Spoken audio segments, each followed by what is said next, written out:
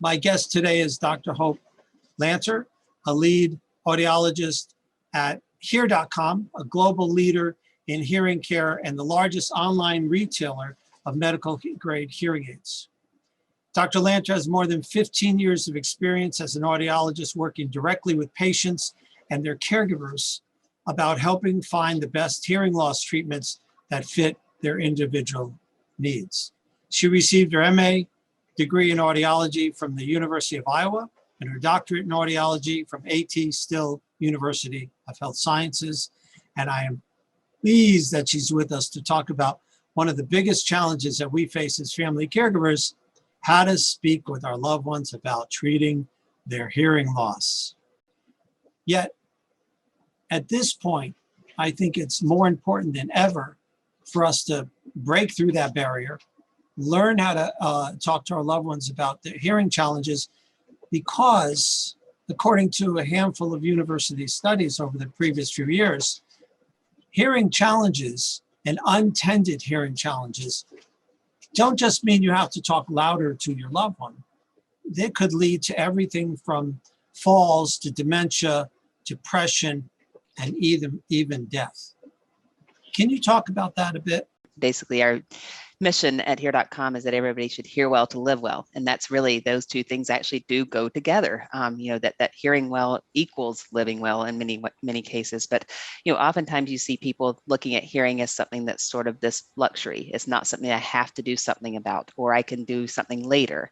And what we know is that the longer you wait to really do something about hearing, the more likely that you don't get as much benefit from the devices later on. But absolutely, I think the two things that people think about with aging, if you talk to a lot of people in aging areas, will say, okay, what are the two biggest fears? And it's falling and dementia, as you mentioned. And so being that we actually have something available that can help with both of those, it's really, really important that we get people into devices much, much sooner. What kind of tips do you have for us? Yeah, what I know is that, especially in the caregiver world, you're going to notice somebody else's hearing loss oftentimes before they do.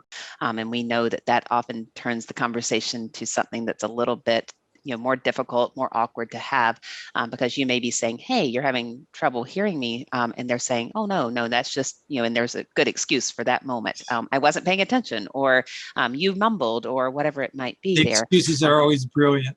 Exactly.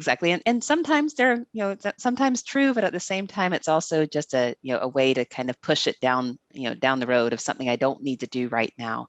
And so oftentimes, as with anything, that we're talking about health-wise, it's sometimes just making sure that we approach that from a very much a position of care and love, and not something where we're accusing them of, you don't care about me, or you do something about your hearing, or, that it becomes almost threat-based kind of thing. Tell me about the role that audiologists can and should play in the life of a senior caregiver, a senior loved one or caregiver with hearing issues. A lot of times, we're seeing people much later, maybe they're in their 70s or even 80s, so on, that are just for the first time really getting their hearing tested. And when we ask them, when's the last time your hearing was tested, they mention, grade school, even that long ago. Really, at around 50 to 55 years old, you should start, making sure that you're having hearing testing as part of your routine care. And then that way you actually do typically have a nice baseline that shows us where hearing has started, and then where it's progressing to. And the earlier intervention, the better, and so that you get the most benefit from hearing aids, as well as all those health impacts that we talked about before. And then ultimately, long term, you end up with a much better setup for being more in control, being more proactive, and then that way you really are preventing those impacts from dementia and all the other areas there that can help to make sure that from an overall health perspective, you're taking care of yourself.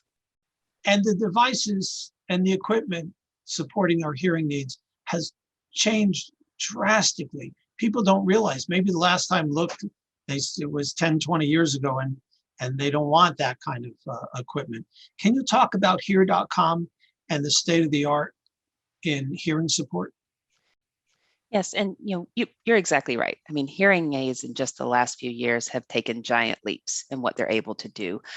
We now have a device called Hearcom Horizon, And what that does is basically it has two very unique features. They're proprietary features for us. It's based on the Cigna Experience platform, but we've added speech focus and relax mode. What speech focus does is it's basically through an app, you have the ability to touch a button and get a much better ability to hear speech and noise. It's more aggressive than any other speech and noise program on the market. And so it really gives the user the one that's in the driver's seat to be able to say, I want to hear this better. Even a caregiver in those scenarios could even use the app in that same regard and basically help their loved one to be able to hear better if they had any issues with the capability of using the app on them for themselves. As far as the relax mode goes, basically allows for a new user. One of the issues we have is people taking them out and saying, you know what, I'll put them in later, and then forgetting to put them in later. And so what we have with this as an ability for them to go into an ocean wave type sound. It really gives them a relaxation setting so they can leave the devices in. And then when they're ready to turn them back on, they're still in their ears. For a long-term user, they can then keep that relax mode on. And we obviously know it's a busy world. You kind of want to unplug from time to time and really have that sort of Zen moment. And that's really what the relaxation mode is going to actually allow you to do. So in terms of having an app now, I think that, a lot of people felt like they didn't have a lot of control over their own hearing before. Oftentimes they would be fitted with devices and then not really feel like they could do anything once they were on their ears.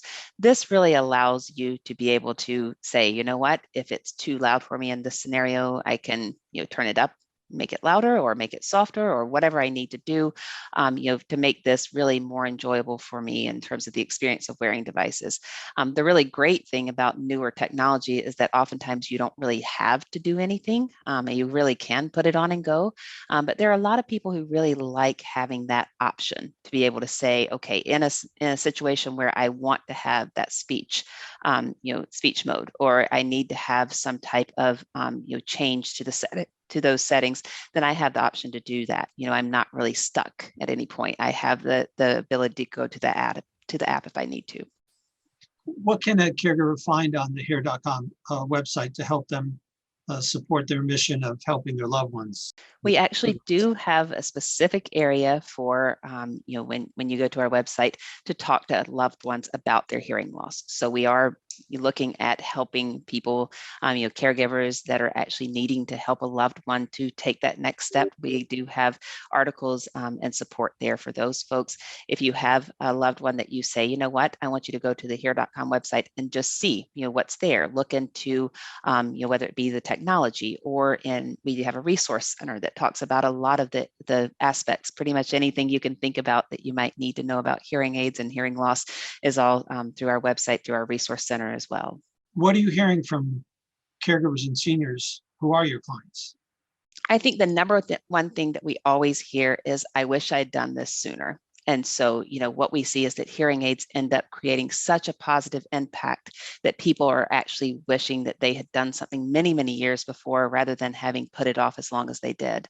So it is a really positive thing to see that people wish that they had taken steps to improve their life before they actually do. And so it's nice to encourage others, use that as a way to help people say, you know what, even if you heard many years ago that somebody didn't have a good experience, that's not what we're hearing now. What we do at Hear.com is we will go through a phone consultation. And basically when you go to our website, you'll fill out initial information, to talk about, where you are with in terms of hearing loss and everything.